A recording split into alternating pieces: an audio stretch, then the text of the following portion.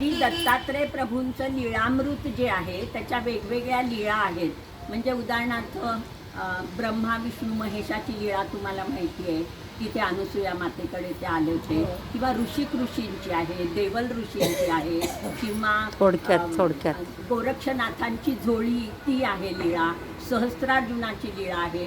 अशा त्या वेगवेगळ्या लीळा दत्तात्रय प्रभूंच्या संदर्भातल्या त्याला काव्यमय केलेलं आहे. तर असं आपण गाऊ शकतो रोज.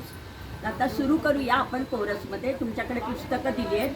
दत्ता दिगंबराया हो, सावळ्या मला भेट द्यावो, दत्ता संयमी करीला तो, यात्रा सांभाळून नेतो, दत्त पूजावा खंड, सारे सोडून खंड, दत्त पूजावाने माझा, फेरा चुकेल माझा, दत्त शिखराचा राजा, त्याला नमस्कार माझा, जो अनसूया होतो, दत्त उदरी जन्म घेतो, दत्त कोल्हापुरी जातो, भिक्षा मागून घेतो, दत्त भिक्षानास घेतो, जीवाला ज्ञानदान देतो, जीव त्रिगुणातीत होतो, दत्त दया दर्शनास येतो, तपस्वी देवल ऋषी थोर, साधना करती कठोर, त्याने स्थापिले शिवलिंग, नित्य पूजनाकरंग, उंच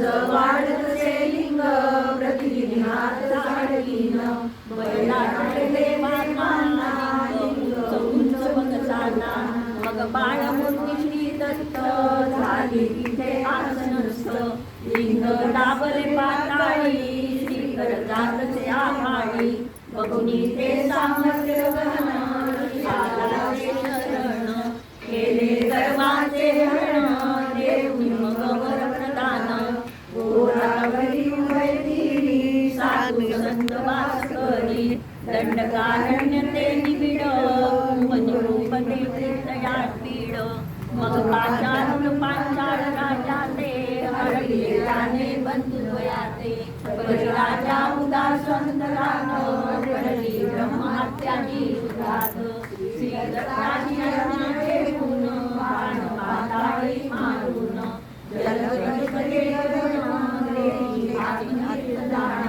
श्री चरण दत्ताचे, आत्मतीर्थ साचे, तीर्थ प्राश्न पूर्ण, पापाचे ते नारायण, ब्रह्मा विष्णू आणि महेश, देवी देवते तीन, उभे माते सन्मुख, हाती पात्रा ते धरून, माता निपजुरचे अन्न, या उत्तम भोजन, म्हणती वाढशील अन्न, जरी का नग्न होऊन, माता पतिव्रता थोर, पडली संकटात थोर, दुःख ते अंतरी जाणून, दत्त विसर्जितो ध्यान, जावे बाळ श्री दत्त, मातेस करी संकटात मुक्त, तीर्थे शिंपुरी देवाते, केले तीन बाळकाते, तू वाढ आता माते, राखी आपल्या सत्वाते, असा तो बाळ दत्त, अनुसूया झाली कृतकृत्य. स्टॉप. म्हणजे